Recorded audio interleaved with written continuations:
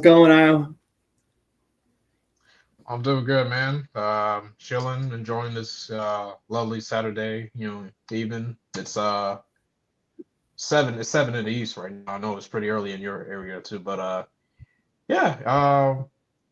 I had a good time. I had a good time yesterday. Yeah, Friday was a good show. How did you think? Yeah, I got home a little late, so it took me a little while to catch up. So I wasn't able to watch too much of it live, but from I was able to finish most of it last night and the rest today. I thought that was a really solid show. I think people when they think like the small, like the B shows of TNA, it's going to like deliver as a B show, and that's never the case. So yeah, I was pleasantly surprised with last night's show. Yeah, yeah, and especially the whole as we talked on our last review, like the whole TNA talk and whatnot, WWE, TNA, AEW talk and whatnot. Like I feel like it was a good time, for TNA to put on a good show because a lot of talk, even on a good side or bad, even if it's good or bad, a lot of TNA talk's been going on this week, which is pretty good if you're TNA. Like you definitely got the world's attention and good timing to put on a good show. Uh, heard SmackDown was I heard some people didn't let's say didn't appreciate what SmackDown was cooking yesterday, but at least Emergence on the other hand, from my viewpoint, I thought I had a good time. So there's that. Definitely, you would have hoped maybe that some of those people would have given up on SmackDown a little early and maybe tuned into Emergence because it was a very fun Yeah. show. Yeah, I get why like I hear you always ask like why do they do like these plus specials on a Friday? I figured like well, cause like you can get a good crowd on Fridays, and well between Friday and Saturday, because like they do tapings like the next after, and like between Friday or Saturday, that's kind of like the good days, good crowd days, so to speak. But yeah, just I'm saying like yeah. Plus, it gives us a chance to kind of like show, hey, we can do a better show than SmackDown, and like show the people who don't maybe didn't enjoy SmackDown, like, hey, well, there was another good show that just happened, So Yeah, and I actually kind of agree with you on the way they do those shows, just because you're going to get more people for the tapings on the weekends than if you did it on Saturday and maybe did a taping on Monday. You know what I mean? Because yeah, a lot of people do have to work on the weekdays. So yeah, yeah, I completely agree with you. I think I like the way they do these taping loops with the Friday shows. yeah. All right, before we get into everything, let me just remind everyone this week's podcast is sponsored by Shroom Bar, the protein mushroom bar. It's made of not psychedelic but 4 powerful mushroom adaptogens. It has lion's mane, which increases focus, memory, and neuroplasticity, making it easier to form new patterns and learn new things. Next time you're trying to learn that new, it will actually stick rather than forgetting immediately. It has cordyceps, which increases VO2 max, blood flow, and overall endurance.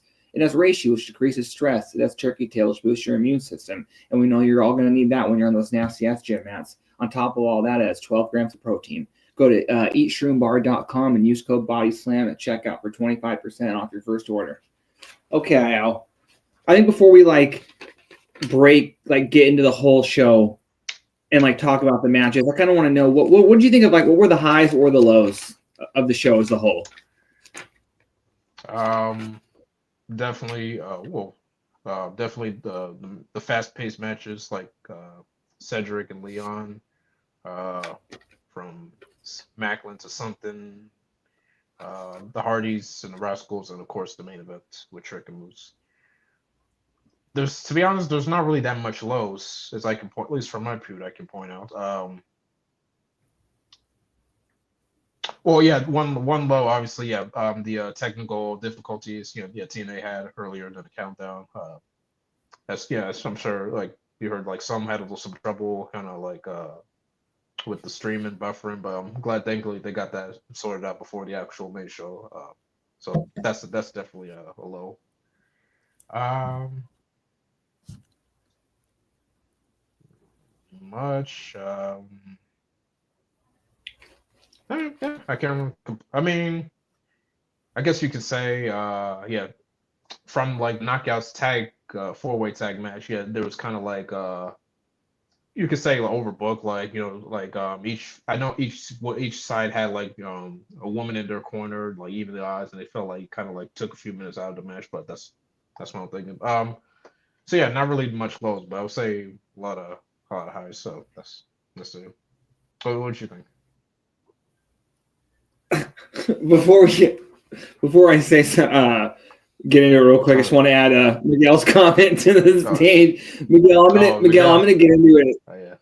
Because Miguel, I'm actually I'm gonna correct that when we get into that match, but that's funny. We're getting to it. Let me just say, I think some people might think one of the lows is at the end of the day that the world titles aren't with TNA wrestlers, but hold on, sorry to interrupt. We have a good friend of ours who wants to call in. Let me see if I can. Okay. You don't mind if I share the link too? Yeah, we might have a fun time. All right, yeah, continue. Yeah. Some people might say that a low is, the two top titles aren't in TNA right now, but I'm really enjoying this proper invasion angle. Like, I can imagine this would be some of the things that you'd be seeing if they would have booked the WCW invasion in WWF at the time, right? You know what I mean? Like, I'm not saying, and you know what I mean? It's not like this is going to prolong forever, but I'm really enjoying this. You know what I mean? And it really adds to, we're going to get into the match, but like the way Hannafin, like, and we're talking about in the group, just sells his disgust. You know what I mean? Like, when Trick was coming out for the world title match, like I thought Hannafin was going to blow a gasket because Trick had the belt upside down. You know what I mean? Like, so like, I'm really enjoying this chase. You know what I mean? So like, yeah, I don't think there was any lows, and yeah, I really enjoyed the show.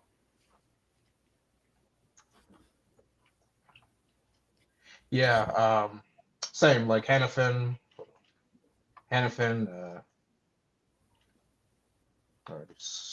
Should be coming in 10 minutes. All right, yeah, Hannafin. Yeah, being the great commentator he is. Like I mentioned, like he's so disdained that Trick has the title upside down. I like Trick pointed out, like well, I set TNA upside down, so I'm gonna hold the belt upside down. So. Yeah, I mean, and you know what? They're a great team and stuff. It's funny. It's also funny too because like I like how, and before we get it, I think Trick released a promo last night, basically, and TNA shared it. But like TNA Trick's talking about how like business has gone up since he's been the champion. We're talking TV deals. You know what I mean? Like, yeah, Trick is money, and you know what I mean. Like, so for them to even share that and then like talk like teasing TV deals like that, there's obviously some good things on the horizon. It's obviously a lot of it's coming from this partnership. So I don't know how people can hate. Well, I mean, it's just because like it's WWE and it's basically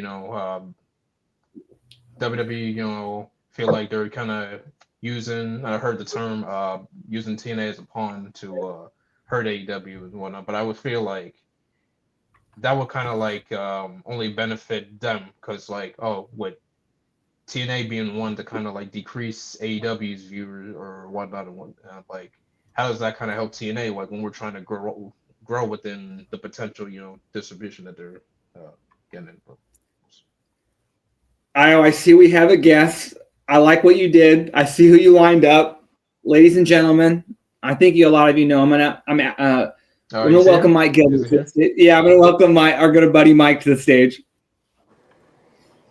Hey, what's up, fellas? Can you hear me? Yeah, we can hear you, Mike. Mike, what's going on, buddy? Hey, what's going on, guys? Hey, I'm on an ice cream run right now. The 49ers just got done whooping up on the Raiders in preseason, so I'm getting a celebratory Halo Top ice cream. I'm on my way, and then I saw Ayo text me on Twitter and say you guys are going live. I was like, you know what, man? Like, I'm not podcasting right now. I've been on a hiatus, and I'm like just kind of slow getting back to the game.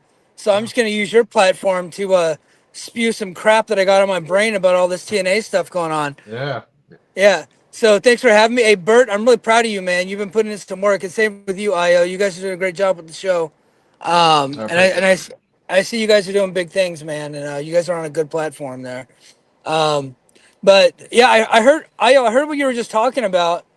And I know a lot of people don't want to believe that WWE is, using TNA as a way to get to AEW, and they are, but that's not the only reason why they're working with TNA. Um, they're working with TNA because they had that lawsuit against them by MLW, and they also had the lawsuit for the UFC fighters that just happened because UFC bought Strikeforce Pride and the WEC and the WFA. People forget about that one. And so by them building up TNA, they can gain two things. They can protect themselves from an antitrust lawsuit, and then they can also stifle the growth of AEW. Think that they can kill AEW. That might not even be the goal, but they absolutely want to stifle the growth. That way, it keeps the gap between the number one and the number two, if that makes sense. And so I Definitely. fully believe that is I believe that is happening. WWE is strategically counter programming every AEW big show, kind of like the way AEW used to. Oh, must have been a coincidence with Battle of the Belts back in the day. Yeah. Every time there was a TNA pay-per-view, we had Battle of the Belts. Well, WWE's doing that to AEW. So, I mean, look, we just got to accept the reality that is happening, but TNA is benefiting from it, right? Like, look at the growth. They're on the cusp of a TV deal. I 100% believe that is happening, and I get the feeling that we're gonna get that announcement at Bound for Glory, and it's gonna get the company into a profitable state, right? For the first time, like one of the few times in its history, but the first time in a long time since the Spike years, right? So I think that is happening. And I think it's, going to be a net positive for the company. The problem is that once WWE is done with them, then what happens to TNA? But if you're TNA, it's like, well, if WWE stops working with us and we go back to where we were, hey, it was a good run. We got a good couple of years of some Yeah. big houses and some big merch deals and some big sponsorships, and some of that stuff's gonna go away. But at least we got to make the money while we could, and so they just gotta Yeah. they gotta enjoy the ride. I just wish they would keep a little bit more of their dignity. Sometimes I'm not cool with with all my guys losing. But Yeah. like Ayo said, like losing isn't really like the worst thing. But and maybe it'll make it all the sweeter when they finally do get that belt off Trick and they get that belt off JC Jane. But I just hope it's done in the right way and not the way that it happened with Kenny Omega, whenever Kenny dropped the title to Christian and like we never really got to get that win over Kenny. But Yeah. um and before I get off here, I just got a couple more things. I'm sorry, I'm just kind of taking up your guys' show. My Oh, no, bad. no worries, man. I I just, yeah. Well, I was gonna guys, say, I wanted to get your take, and I know you're gonna be interested about this because you've been talking about this forever, the past few days. The certain TNA rumor. As you know, Mike, you're an MMA fan. I'm an MMA fan. Bert's an MMA fan. What's your take on this interesting rumor that the one Lorenzo Fertitta, as you guys know, Lorenzo Fertitta, the former co-owner of the UFC, possibly purchasing TNA. And Mike, I want to get your, viewpointers on it because you've been very excited about this, as well as our friend Gerard.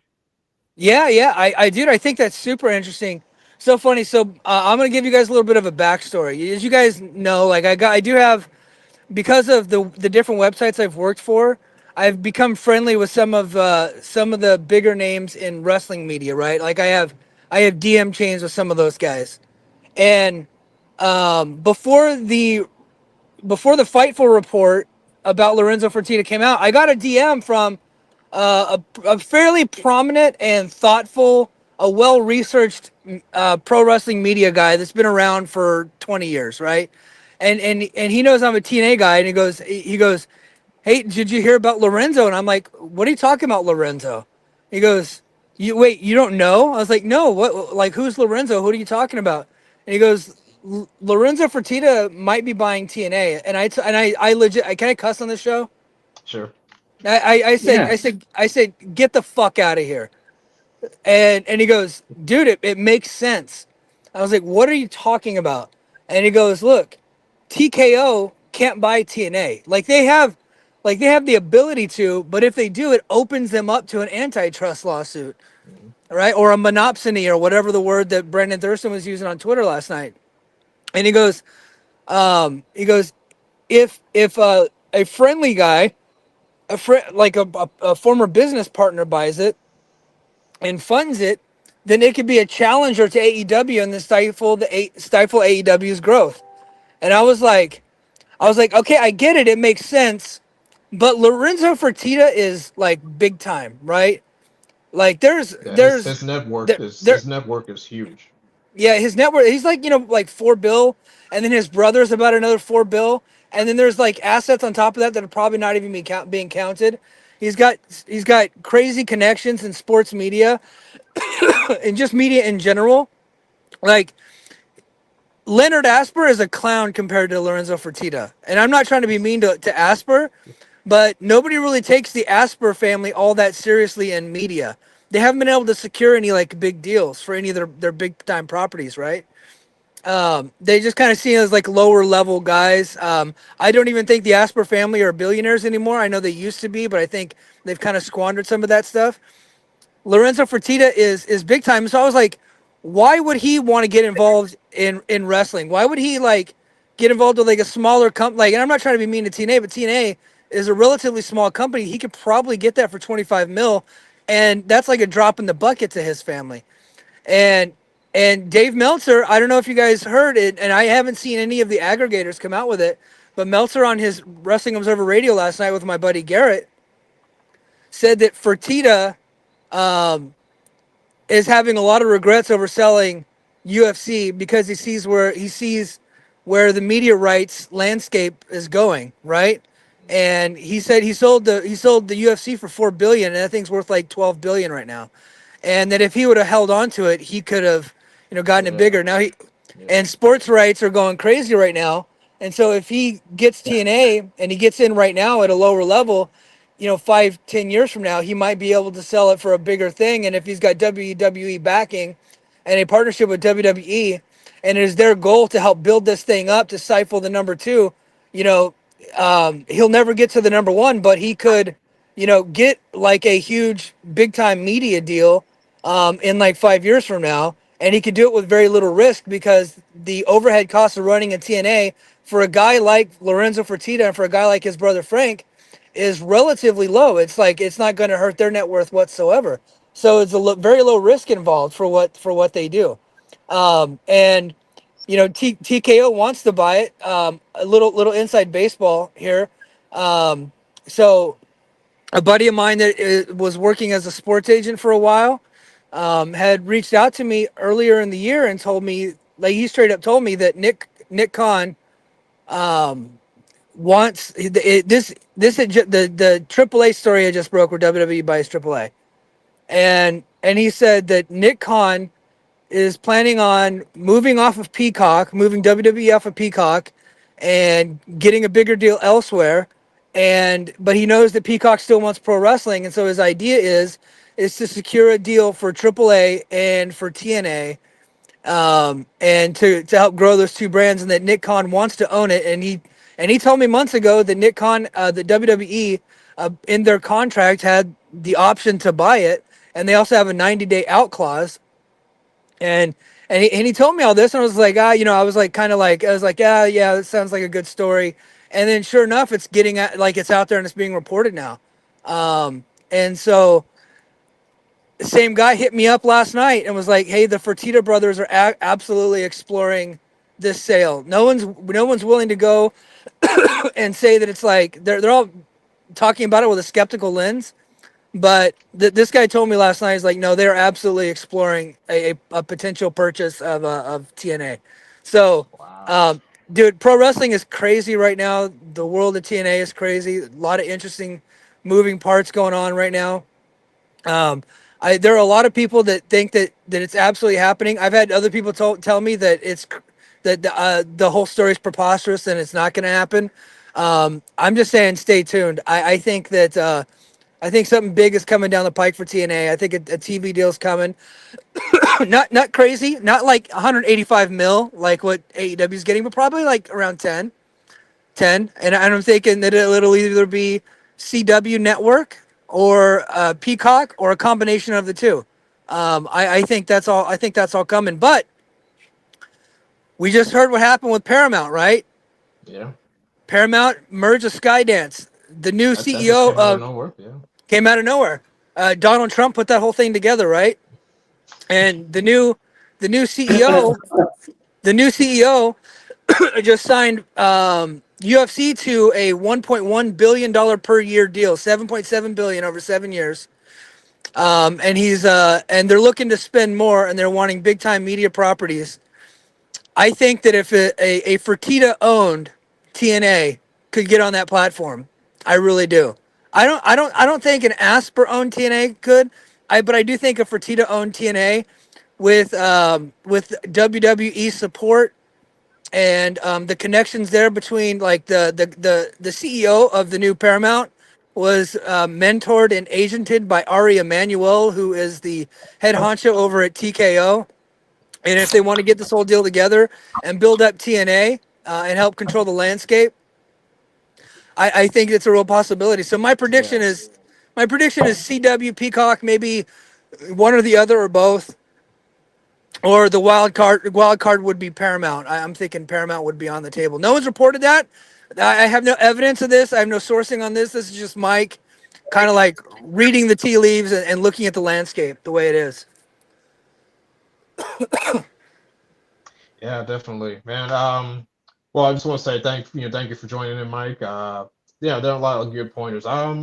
Yeah, Lorenzo. Yeah, this is I would say like he's not new. He's not new to kind of like starting companies from the ground up. As you know the story between him, his brother, and Dana. The UFC was kind of word nothing until it became this and that. So I could see it's probably a big challenge. If somehow he ends up getting TNA, like you mentioned, the possible deals, Peacock, CW. 2026 looking at a good year for TNA. What do you think, Bert? Yeah, well, a couple things. I want to thank Mike, first of all. The Raiders comment at the beginning hurt me a little bit. It's only preseason, though. You know what I mean? But again, Raiders will Raider. You know what I mean? Yeah. They're not a very good run franchise. When it comes to the point about WWE with TNA trying to hurt AEW, I don't have a problem if TNA being the pawn, because if we're basically like the lamprey like one of those lampreys hanging off a huge fish. WWE's like a giant shark. I don't care if we're using them to get a better TV deal. And then the point about the Aspers, you know what I mean? It's like you said. Like I think they've done all they could, and we need like a bigger name to get our foot in the door to get a better deal. You know what I mean? I think they've done all they could with this regime. You know what I mean? They pushed it as far as they could. You know what I mean? So they were when the Aspers bought it, TNA was on Pop, right? And then they lost that deal. They lost the deal with Pop, and then they had to move over to Pursuit, and then they had to buy Access TV in order to get TNA on a network, right? Because it was they couldn't sell the thing to anybody, and they have been on that channel for 6 years, and up until recently there's been no growth, and we haven't really gotten the growth until they switched the name over. I think it's probably time, and reports are that Anthem has been looking to get out, which is weird because D'Amore tried to buy it, but I guess they thought it was worth more than what D'Amore was offering. It would be my guess, but I think it's time for them to move on. And look, if you're TNA, right? What were you before the partnership with WWE, right? Not like they had the TNA Hard to Kill, the first one, like 1,700 tickets, right? Maybe 1,800 tickets, something like that. They did the big house in Montreal. A lot of that was, PCO going out there with his independent guys and slinging, just hitting the ground, doing a crazy amount of work. But they got, 3,000-4,000 in there. That was a struggle. Now 3,000 or 4,000 is no big deal. You know what I mean? And a lot of that is Joe Hendry getting hot, the Hardy Boys getting hot. But most importantly, it's like WWE telling their fan base that it's okay to go to TNA shows. Yeah. Right? They opened up that door for them. And if and WWE is doing it to kind of stifle AEW. And the way I just told somebody like this, it was like this last night. I had a phone call, and I told the guy, I was like, TNA is like that kind of like average looking dude, right? And then all of a sudden, like this hot chick is coming for them, and they can't understand why. And then all of a sudden they start to realize, like, hey, look, this hot chick is banging me because they're trying to get back at somebody else. They're trying to piss somebody else off, Exactly. right? And so you're like, well, what should I do? Well, the answer isn't to stop fucking. You know what I mean? It's like you just kind of ride the wave as long as you can because like where else are you gonna get the tang? You know what I mean? So TNA just kind of like riding the wave, and they're smartly while they have the WWE support and they got it on paper. They have what I can't remember if it was a 2 or 3 year deal, but they have a legit contract with WWE that says that WWE is partners with them, and they can then hand that contract over to any potential network and say, hey, look, not only do we have this, we've been selling these tickets. We got 22,000 subscribers on TNA Plus. We just did 7,600 in UBS Arena. We're probably going to get close to that or even beat it in Lowell, Massachusetts, of all places, right? Like, you know, we got something going here. You know, give us some money, and we can get you, you know, The maybe show's a trend. yeah, the shows. YouTube millions on subscribers, and Yeah, we could probably get you like, you know, maybe 30-40% of what the AEW audience is, but you can get it for 10 million versus 185 million, right? And I think that with these sports media rights continuing to increase and these new, like with the new Paramount merger, and then of course Fox has a new streaming service coming out, Fox One, that's coming out. They're looking for content, you know, like there's gonna be some players in the game ready for them, and I think right now they strike while the iron's hot. And then if like they get the TV deal and they get the money, and then WWE ends up pulling out in a year or two, it's like, so what? Fuck it. Now you're on your yeah, own. Now you're on your own, but you got, guess yeah. what? You got a little You bit of got what you money. wanted. Yeah, yeah. Yeah. Got what you Now yeah. you got a couple years of profitability. Now you got some money. Now it's time for you to hustle, sign some talent, and keep the momentum going and do it on your own merits. But who cares if they had to Yeah. use WWE support to get there? Guess what? Yeah, Everybody gets I like to support to get say, to places. sorry. Well, I like to say, people always say WWE is using TNA. Well, TNA is kind of using WWE. On the other hand, this both You're companies fuck. kind of using each other. Yeah. You're fucking Like each other. Yeah, TNA is absolutely using WWE. They mention WWE every chance they fucking get. They do it, and they look. The situation with the titles kind of sucks. It kind of makes TNA look like little bitches. I think that's just the storyline that they're trying to tell, and they're trying to make it hurt. Tom Hannafin's doing a very good and job of yeah, announcing right now and telling that story. He's visibly upset. I wish more people were in the Trick has the company. belt upside down. Like, Yeah. I Yeah. wish he was. I wish he was getting jumped. I wish we'd see a gang of TNA guys, you know, hitting up NXT on Tuesday, like just jumping them. You know what I mean? I wish we can get to something like that, and maybe we will get to it down the road. Maybe once TNA does get that TV deal, maybe that's part of the selling point. Is we're having like this big war between the two companies, and that's how they jumpstart. I don't know, but I think all that could be interesting. But with the guys coming on TNA, kind of disrespecting TNA, kind of reminded me of some of the bad stuff that happened with the AEW partnership. Like I was a fan of it, but there was certain things I didn't like, and I didn't like people coming on to TNA and kind of clowning the company, especially when at that time they were Impact Wrestling. They were down in the dumps, man. They were like you're Yeah. clowning Impact Wrestling at the time, and it's like that's almost like bullying. But right now TNA is selling more tickets than NXT is.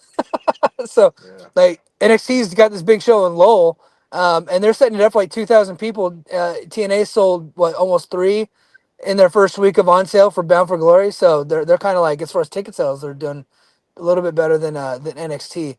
But hey guys, I am in the Publix parking lot. I got to run in and grab some ice cream for the family. Thanks for letting me jump on your show and get some ideas off of my head. I have a bunch of conspiracy theories I'm running through right now about the TNA, and who knows, maybe my podcast will come back here pretty soon. I got all this set up. I yeah, just man. haven't. You're welcome. You're welcome to clip. Most of the stuff you said on here, like for your own Mike and JD, like. Hey man, let's get this episode out there, cause this is actually our kind of best episode since I joined in. Don't you agree, boy? Yeah. Yeah, probably the most F words, right? I would Yeah. assume. And just for 1 minute, as Okay. Sami Callihan, lost to Mike Santana. We're gonna talk about Sami later, but I want to kind of get your own thoughts on like how influential Sami's been to like TNA and the Impact era. Sammy has been one of the most enduring and like great stars of the company. Little known fact: Sammy and Pentagon Jr. was the reason why I had come back to the company. I wasn't a fan of Solomon Crow when he was in NXT, but he come in and he hits Eddie Edwards in the face with a baseball bat, and I was like, that's gross, but I'm kind of interested now. Like I like seeing violence, and they had a little bit of a good feud, and but then they transitioned over to Pentagon. And I thought that hair versus mask match at Slammiversary Yeah. 2018 was like, one of the better matches for any company that year. I just really enjoyed it. And I thought Yeah. Sammy played his part. So Sammy has that big match that gets me back into TNA. And then he goes into 2019 Slammiversary and he main events with Tessa and he beats her, right? He goes on to win the title later that year, I think he defeated Brian Cage, right? And then Tessa gets the belt from him, and then he ends up main eventing a year, I think 2021 against Kenny Omega. So there for a while, Sami Callihan was Mr. Slammiversary. Yeah. He's a big deal to the company, and I was disappointed whenever his contract ran out and they just kind of let him go, and he didn't go with any fanfare. He got hurt real bad, and in that Moose match a couple years ago, broke his ankle, and it doesn't seem like he ever really fully recovered. He unfortunately, I feel bad for the guy. He gained a lot of weight, and I know people have had some fun at his expense. I'm probably one of those people, but you look back at him in 2018, 2019, Sammy. I thought the guy could really go, and I thought he was having some really good matches back then, and he was one of the main stars for the company in some of their darkest days, and he never took a night off. If there was no people in the audience, I thought Sami Callihan always brought out the best that he could. And some people might say that his best isn't very good. I would disagree with them, but he always brought out, like, you could tell that the effort was there.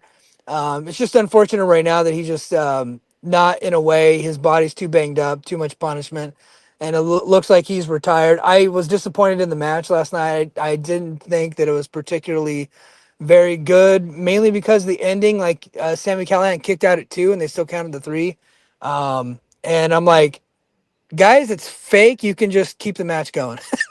But, and you could tell they were both pretty frustrated with the way that, like, they got their, I think that he was supposed to, they got the spot mixed up. So his career ends on a botch. And I think that's disappointing for a guy who has been really important to the company since he came into the company. I think in 2017. So you're talking, he's been around for 8 years. And I think he's going to, he's doing a backstage role. He's the booker for Pro Wrestling Revolver, I think. And they got some creative ideas over there. I don't know that he's qualified to do, week to week television booking, but I think that he's got some good ideas and he probably would be best suited, on the creative team at this point. And then maybe when he gets his weight under control and gets himself healthy again a couple years down the road, maybe he can make a comeback because he's still a pretty young guy. I don't even think he's 40. So yeah. And he knows the talent, so yeah, it wouldn't be too hard to audition. Yeah, but hey guys, I really do got to jet. Thanks for letting me hijack your. Yeah. Thanks for letting me hijack your show. Have a good rest of your show, boys. No problem. Welcome to hijack anytime, buddy. Have a good one. Yeah, Mike. Bye. All right, that was our good buddy Mike Gilbert. Guys, you should definitely give a shout out to him. Check out when he and JD Olivia returns for their show, Mike and JD show. Mike's a great dude. He always have good sources. Very funny guy. Don't guys, if you see him on Twitter, don't kind of take it seriously. He just he's a very cool dude. I can't say no much about it. Yeah, Mike's got a great sense of humor. Yeah, exactly. Yeah. All right, so let's just get right into the Emergence review. What do you think? When we first start up, we open up with, and I love how they're kind of taking this from WWE. We open up with one of those parking lot shots pulling up, and we see Trick pulling up in a sweet Maserati. I love it. He just pulls up, rolls the window down, and says, "Let's talk about it." Trick's money. You know what I mean? Trick is so good. This reminds me of how The Rock would always pull up in a sweet car back and they'd get out in his track pants and a really expensive shirt. You know what I mean? Okay, first we're going to go into our first match, which I was a little surprised. It was Rosemary, and not for good reasons. It was Rosemary versus Indi Hartwell. I'm going to let you go first, Al, because I have a few things to say about this, and I'm going to circle back to Miguel's point. Yeah. Well, as you know, guys, Indi is kind of on a roll. She, on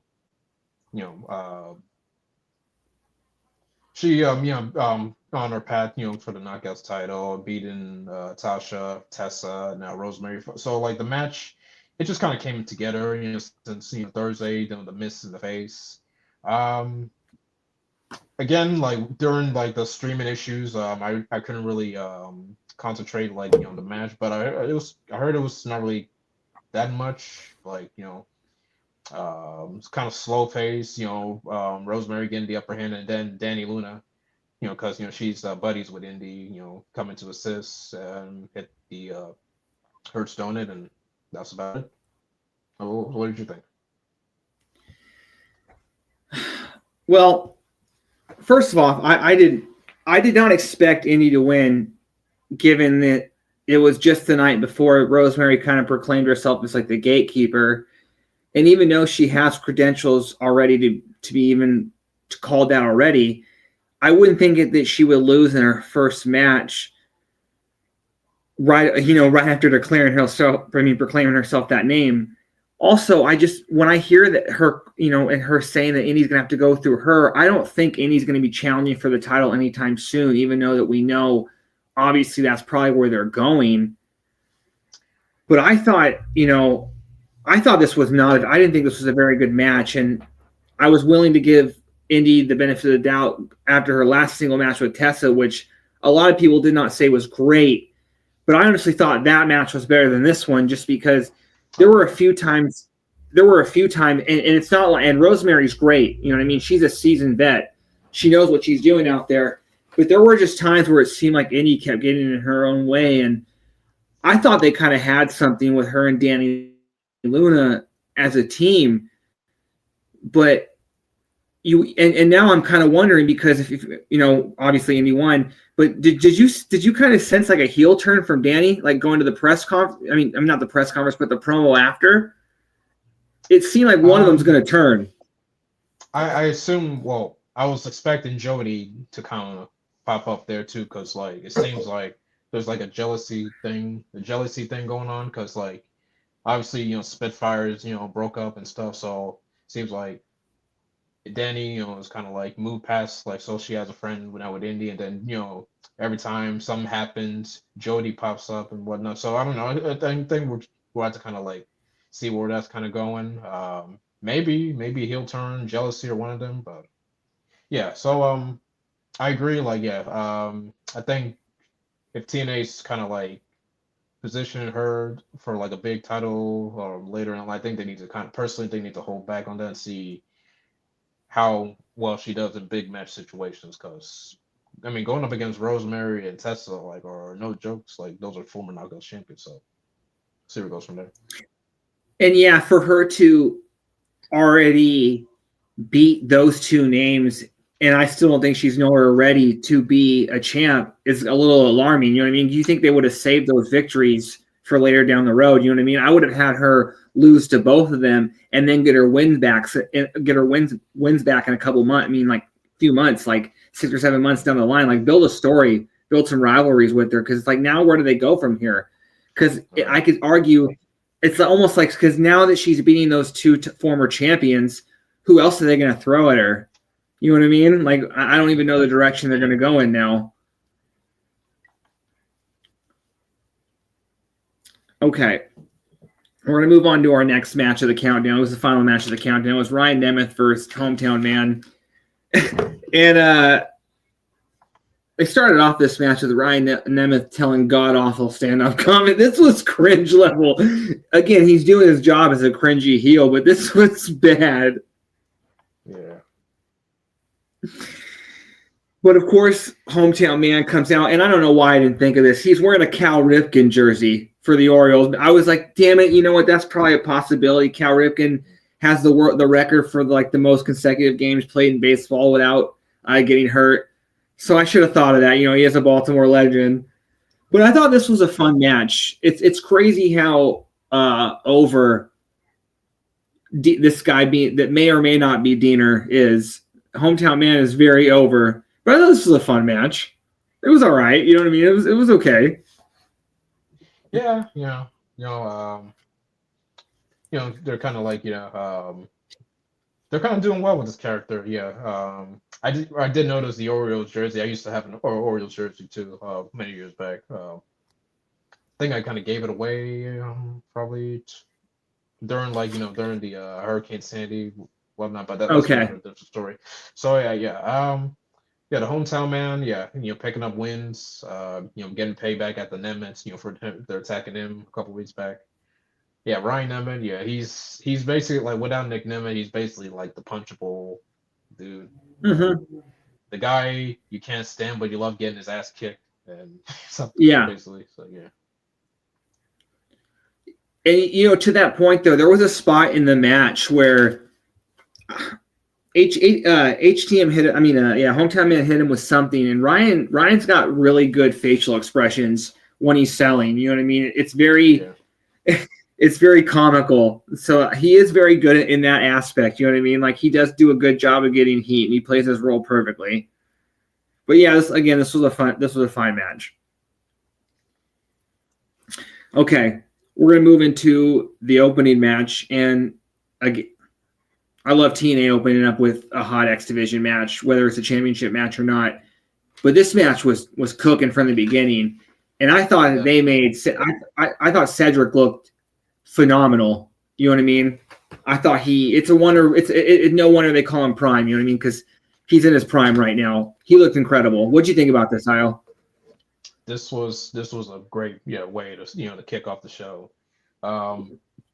Both guys, this is the first time ever, different clashes.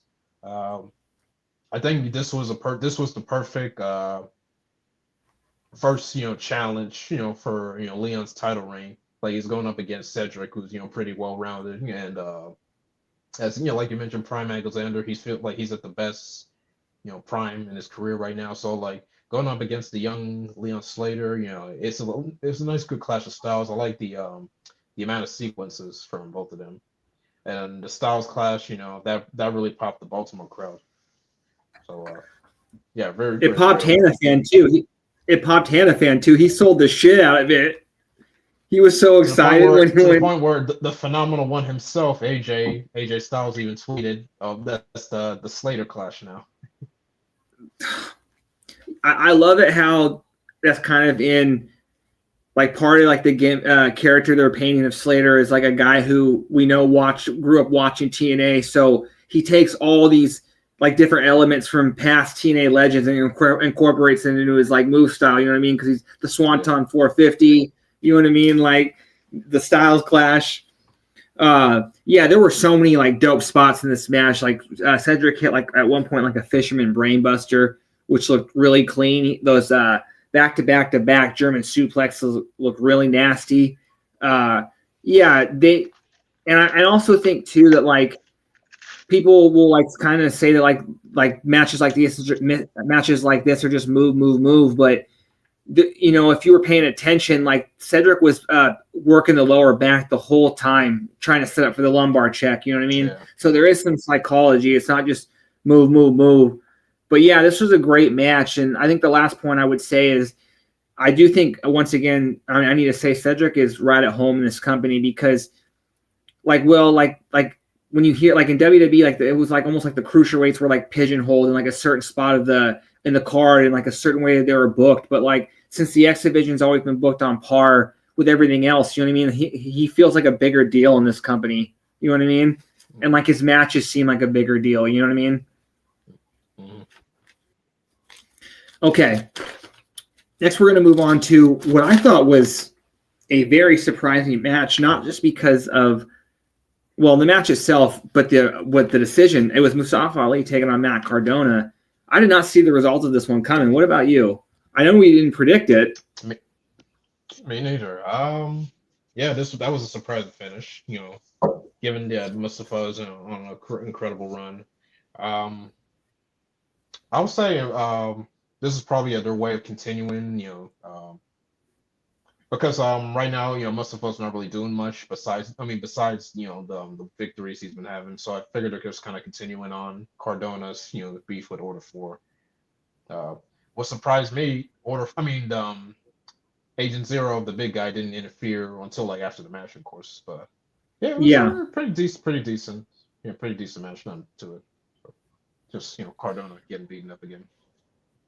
It seems like Cardona is this result, and then Cardona being in this is kind of just because he's friends with Myers, and I think we're kind of heading towards a System versus Order 4.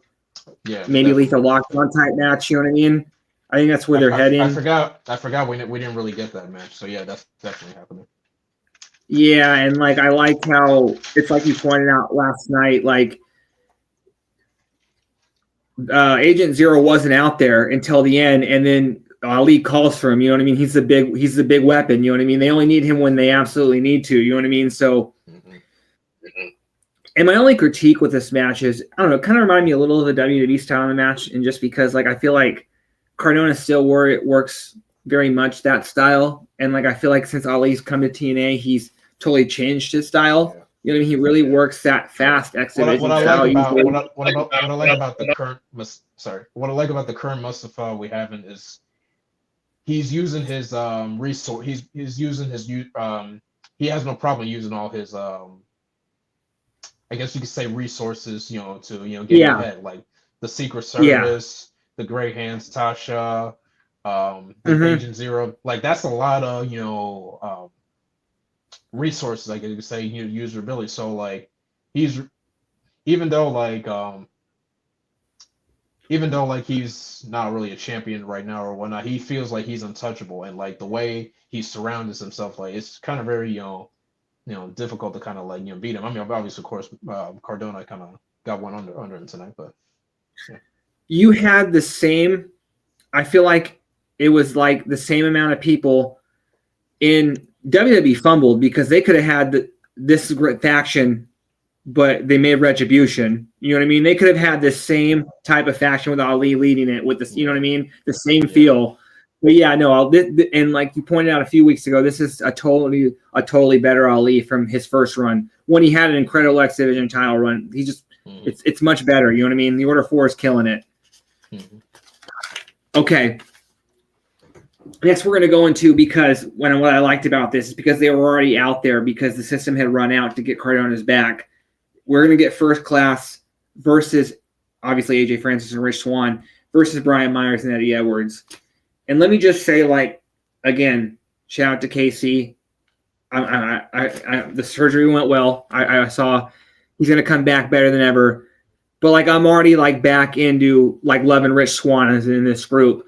Like you pointed out, Rich Swann looks in the best shape he's ever been.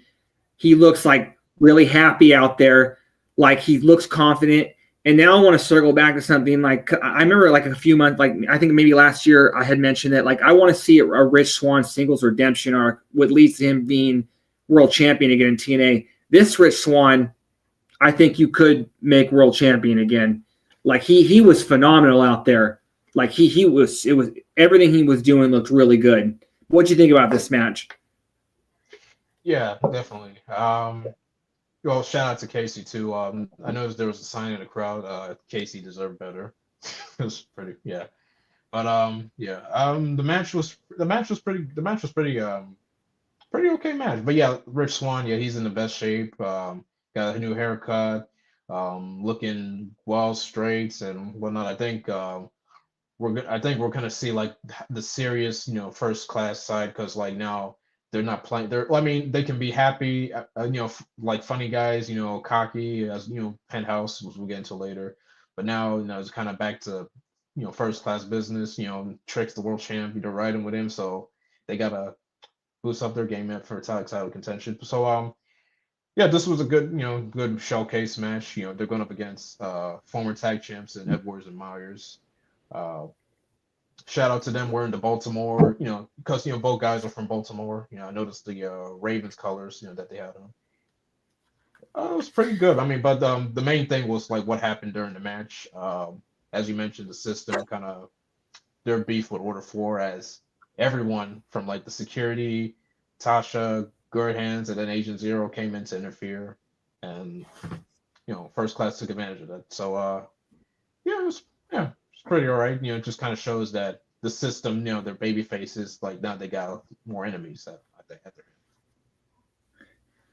And also too, like this is like a big money feud, like not involving titles. So like the fact that they're having so many people involved in it, you know what I mean? It just shows the depth. You know what I mean? It's not just one thing going on in the company. So yeah, no, I'm really excited for the system versus Order 4 to continue. Okay.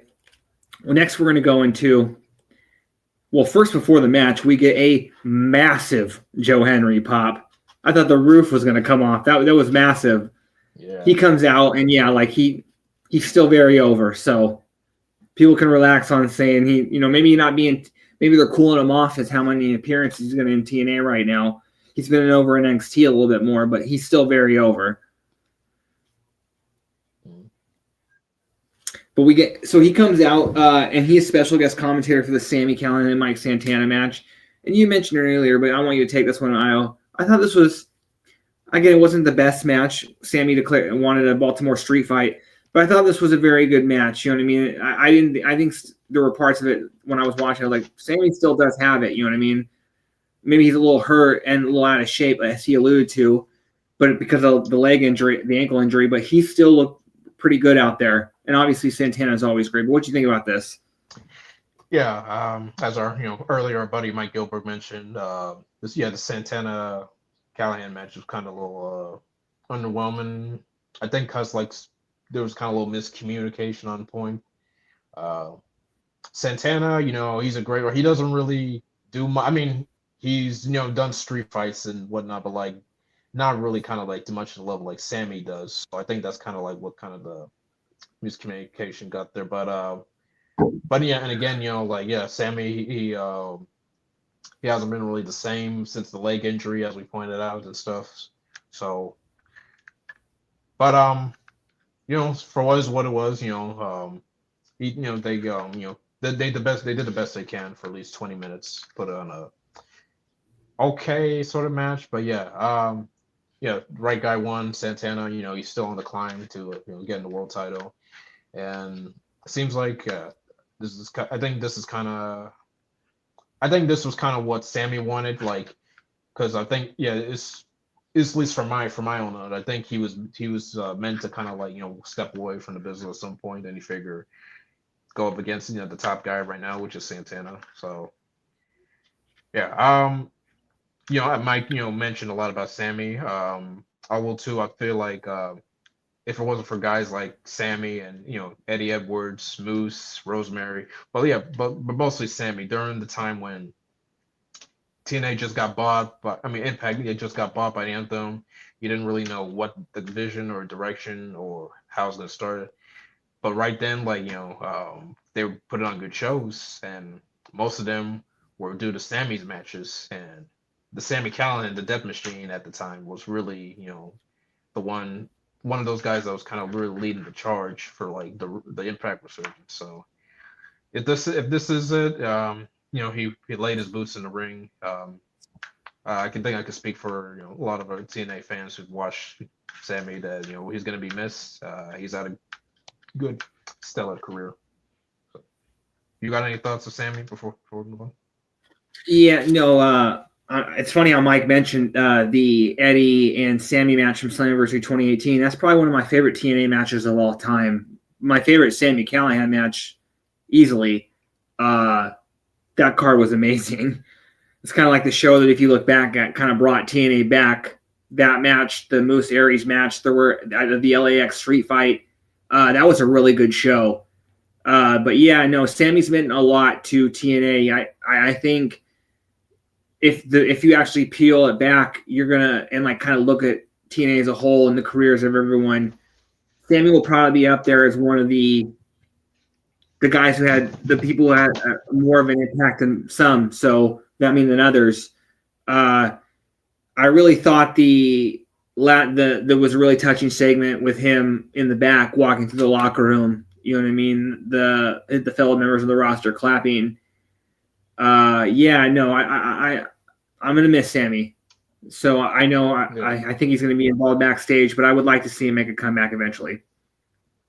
Same. What did you think of? What did you think about that little segment between EY and Joe? I don't think they've had a feud yet.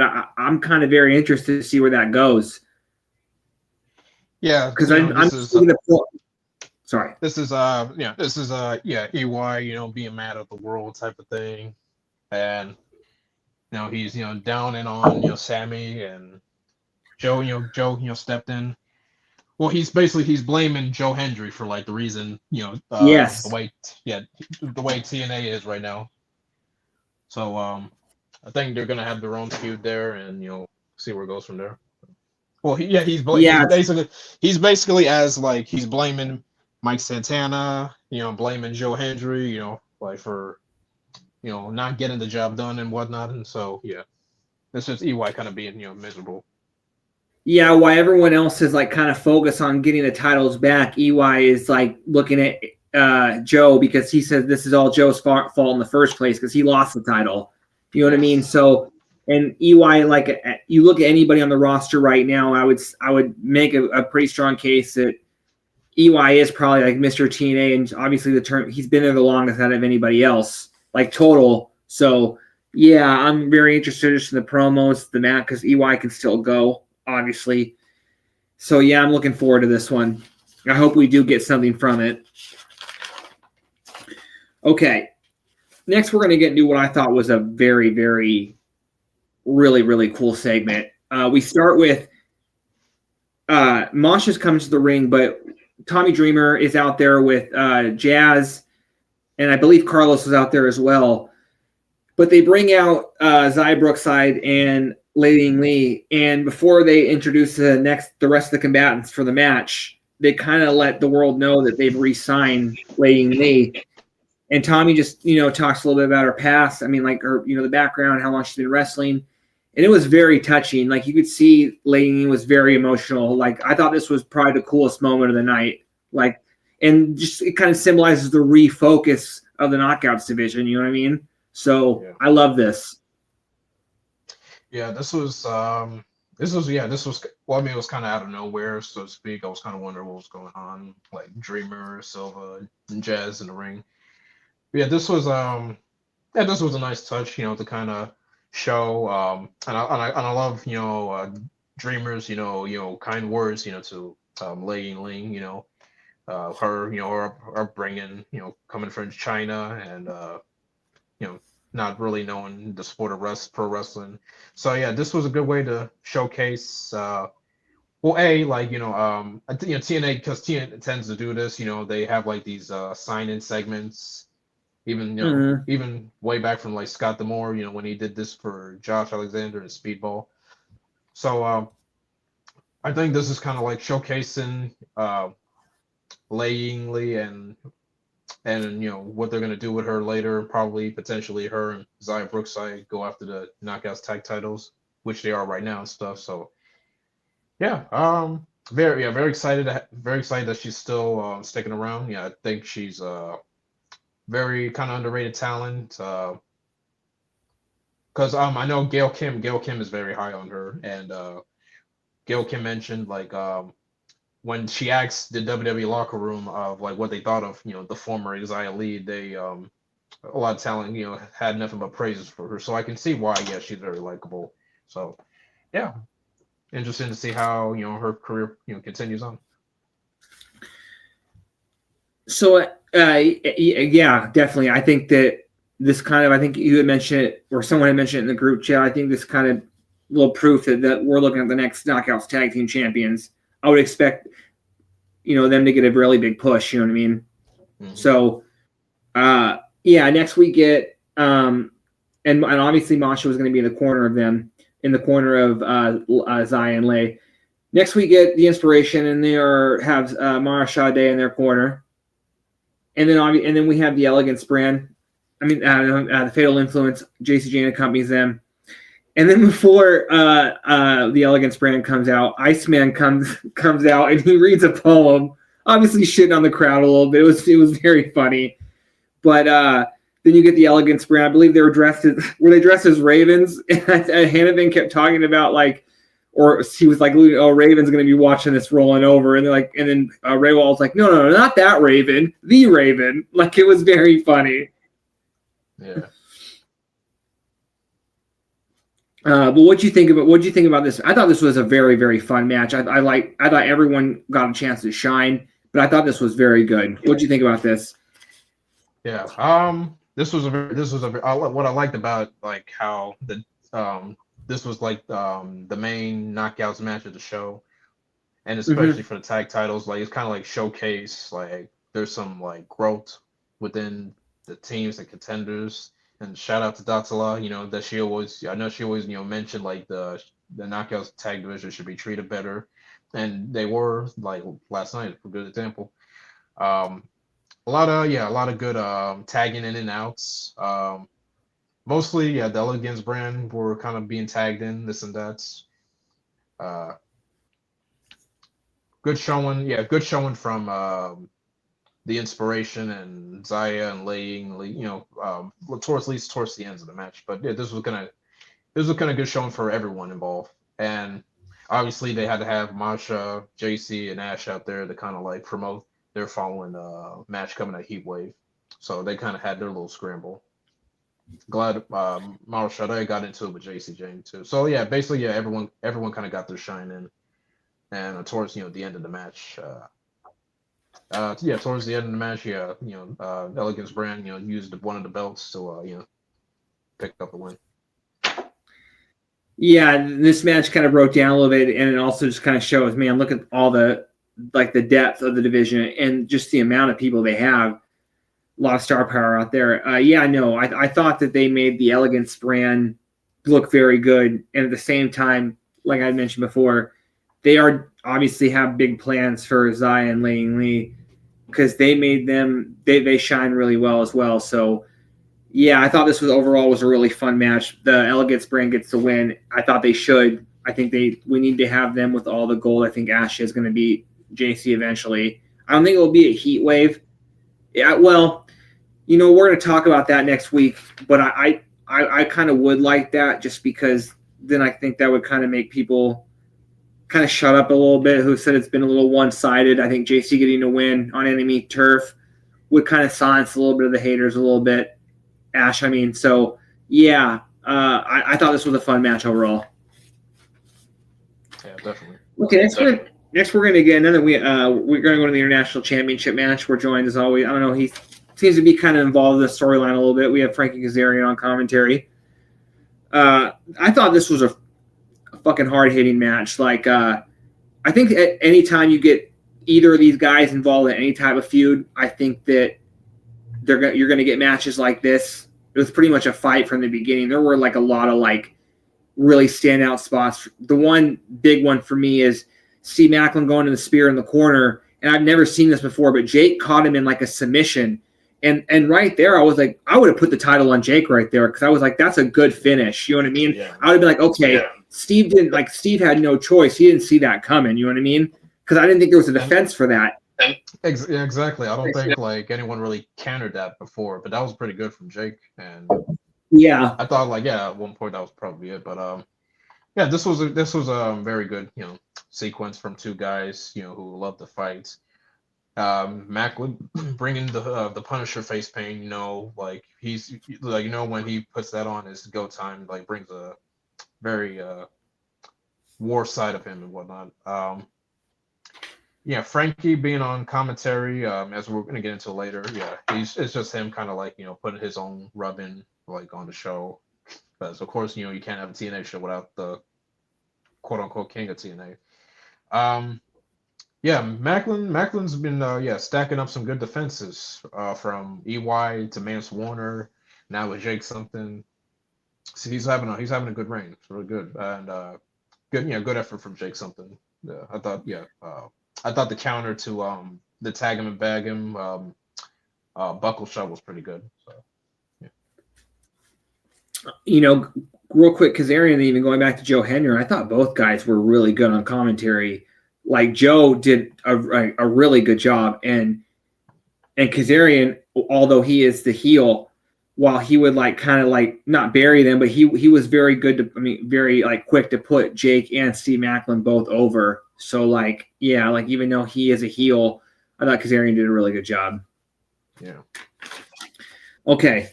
Next, we're going to move on to the tag team title match. Oh, wait. I thought this. Oh, my bad. Oh, wait, then, Sorry. yeah, Maclin had his post-match promo, and then him and Frankie were button heads, and then Maclin dared him to come to the ring. Frankie refused, and yeah, we'll see where we'll go from there, probably. So. Look, okay, because I did not see that. If they're not going to run this match back because Jake almost won, I would say, and have Jake win, then I'd have no problem Kazarian winning the international title, just because I think that there were still a lot of people, me included, that wanted to see Kazarian win the world title. But yeah, I would like to see it. I would have no problem with him winning the international title. Yeah, man, I'm okay with that. I wouldn't mind Jake winning, just because I think he still needs to win that kind of big one. He hasn't still won in a singles title yet, or a title at all. So yeah, I would have liked that, but I think it's coming. I think it's either him or Kazarian's to win at this point. Yeah. Okay, next we're going to move into what I thought was a very, very fun match, the World Tag Team title match. I thought I wasn't think it was going to be bad, but I thought this kind of over-delivered. There were a lot of highlights. But what did you think about this one? Yeah, this was crowd was all over the Hardys as expected. The Hardy pop. I like how Hannafin pointed out, because the Rascalz, especially Zachary, they're big Hardy Boy fans, so you can see the fanboy giddiness in Zach's face, if you notice. But it didn't affect both of them. Him and Reed, put in some effort, in the tag match. Yeah, this was a good sequence. Matt and Jeff, I feel like, and I know they've reunited there and whatnot. I think this is my opinion. I think this is probably the best version of the Hardys since 2007, 2008-ish. And I know I've been watching the run for a long time, so that's just kind of my own takes. But yeah, they're having a good run right now. This is a good match, good sequence. The Rascalz, being a great tag team, picking up the wins, picking up some wins recently, and of course, the Hardys, the Rock Stars, them being, good tag title defense, Jeff hitting the top. We've been having some good matches. Yeah, you were saying? Oh no, Jeff hitting a top rope superplex at his age, all the injuries, is insane to me. You know what I mean? That guy has no fear. You know what I mean? I still just seen him hit that. You know what I mean? Because just kind of at the opposite. There was a point in the match where everybody kind of hit a high risk move, but Matt, he's been going off the middle rope for a while. You know what I mean? That's just kind of remind you think Jeff would have slowed down at this point, but Jeff is still full speed in everything he does out there. But yeah, I thought this was a really an exceptional match. I wouldn't have a problem with the Rascalz are the ones to beat them, just because we kind of talked about it's kind of weird at this point that the Hardys might. Yeah, it seems, I was gonna say backstage, after Ryan Nemeth cut his promo, seems like the Nemeths, their intent of getting a rematch soon. I would assume maybe at the Minneapolis, the live Minneapolis show coming up or so. Because Nemeth's not there, and he's probably not going to be there the next 2 episodes of Impact, so that's probably it. If they have Nemeth beat them again, while I don't like that, I could see it. I guess that makes, you know what I mean? I'm fine with it. Just because, again, we've talked about, I don't see how they could have the titles on the Hardys at this point, just going into the Canada show, obviously, and then you're the one that kind of said they don't need it. Yeah, because they're going to Edmonton, Alberta soon in September, which will be like the last stop before BFG. So you're kind of wondering how they're gonna build their match with the Dudleys from there on. So I don't know. Again, like I mentioned, I don't think they need those tag titles to come back for Glory, but that's for another topic. So it'll be interesting, for like the Hardys, man, just road to Bound for Glory. See how it goes from there. Okay. Finally, we're going to move into our main event, which I want you to start us out, Isle, because you had like a lot to say last night, and I agree with everything that you had said. But it was Trick taking on Moose for the TNA World Title. I thought this was very good, but yeah, I want you to take this one first. Yeah.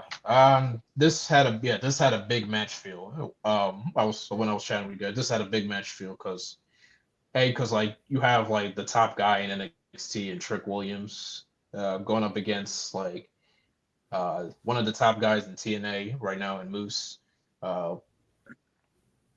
Yeah, it's kind of like one of those like, okay, if the Trick and A reign is going to be serious, he's got to go up against now serious contenders, and there's no serious contender right now than like Moose.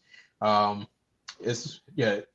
crowd was up for both guys. Moose being in his hometown, his family there, his friends there, and of course Trick being the flashy, charismatic guy. The song "Whoop That Trick."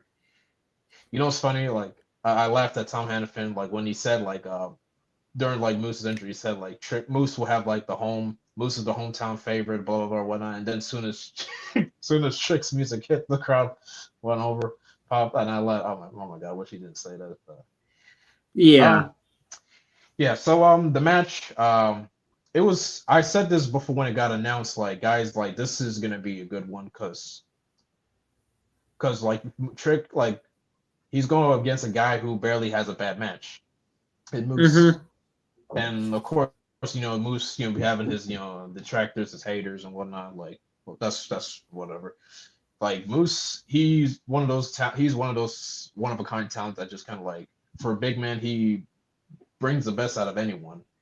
He's willing to kind of like go the extra mile. Like for a big guy, he can flip, he can bump and sell and whatnot or whatever.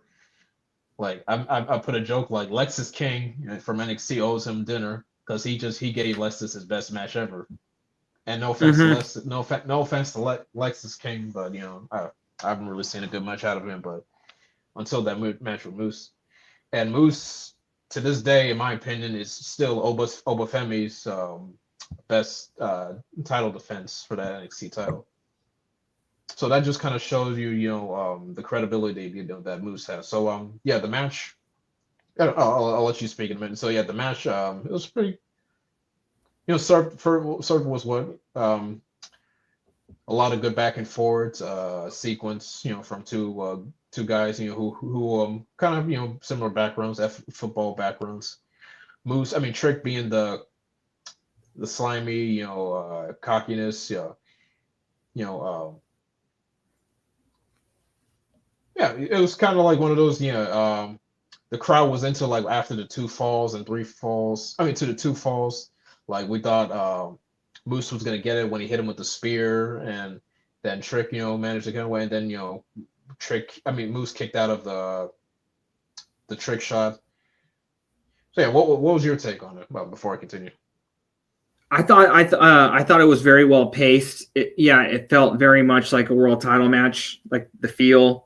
Like the crowd, everything. Agree with you on like I thought this was Trick's best match. Like you said, since the Oba match. I don't know, man. The way Trick carries himself in the TNA ring, especially like as a heel, it's just so good.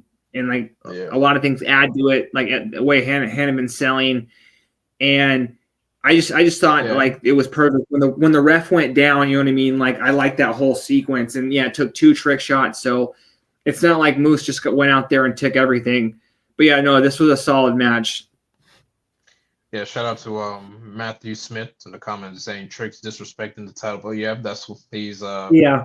yeah, he's everything like he's everything like an outsider should be when you're holding the Mhm. belt. Like it's kind of like showing like he can care less about this belt, what is represented, like because he feels like he's TNA's Mhm. TNA's shining grace since he walked in the door, and so this belt is kind of like like a bling, like like a best way to put like a bling to him or accessory. So Yeah. yeah, he's everything like an outsider champ should be right now. And Hannafin, of course, he's irate, like he's basically how we feel, like the hardcore TNA fans feel. So, Mhm. but yeah, this was a good way to establish the reign. He's defended. I mean, I guess some certain talent. I mean, minus like Santana injury, but like he's defended against Elijah, then Josh Briggs. But yeah, this one just now, this kind of really helps solidify his current reign, and it's gonna be interesting to see where what Trick's does next, because he has Javon Evans coming up to see who goes up against Oba. So yeah, Trick's doing some, yeah, for an NXT guy. Trick's doing well with that TNA title for so far. I mean, I got him at least. So I could see one of two things. I don't, because especially they haven't announced it, even though there is time. I don't see them doing a BFG tournament because otherwise we would have heard about it. So I could see them Trick not defending at Victory Road, and them having some sort of either like a fatal 4-way or just some number one contenders match. That way, with that show ends, we know who Trick's facing at BFG, so it gets a proper like 1 month build. That's what I would do. Again, I would like a BFG tournament, but I don't think that's where they're going. So I think that would be the next best case scenario, because I think they need a good amount of time to build that match and make you, even though we already care right now, I want to care even more. So especially if it's going to be Santana. Yeah. But with that being said, do you have any final thoughts? Show overall? Yeah, this was overall, this was a pretty fun show. Yeah, if anyone didn't see it, decided to try to watch a SmackDown over it, I think that's kind of a big mistake on your end. Like TNA still like they have a ton of momentum, obviously from Slammiversary, and they're doing well, building up to like their next major pay-per-view in Bound for Glory. So I think I would keep like as our good buddy Mike Gilbert said out, like big things are coming ahead for TNA, and I'm excited. I know you're excited too. So means like the road to Bound for Glory should be very, very interesting. I would assume that we might have some surprises before then. That's just my own take, because like we have the live episode of the live episode coming up, and of course with live anything can happen. Yeah. So yeah, these next few weeks should be very interesting. Definitely. And of course NXT. Definitely. Oh yeah, and NXT, the NXT WWE relationship. Yeah.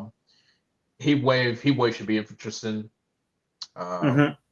I mentioned too, I think we might get the Knockouts title back, probably a Heat Wave, maybe. Because the JC, she's the NXT Women's Champion. Like her plate is full, so there's only like a matter of time before like she kind of slips up, and then who knows, who might be at a Heat Wave. Okay, well with that being said, sorry. Oh wait, one more time. Yeah, Mike. I'm sorry. No, Matthew. Matthew pointed out. Yeah, no title changes tonight. I mean yesterday. So yeah, that was pretty surprising too. But we might get a title change next Sunday. So this we'll see. Yeah, and I don't think last night was the night. So yeah, I'm more leaning to I'm more leaning to Heat Wave possibly being where we see a title change, because I think that would be a big momentum. That would be a bigger momentum swing.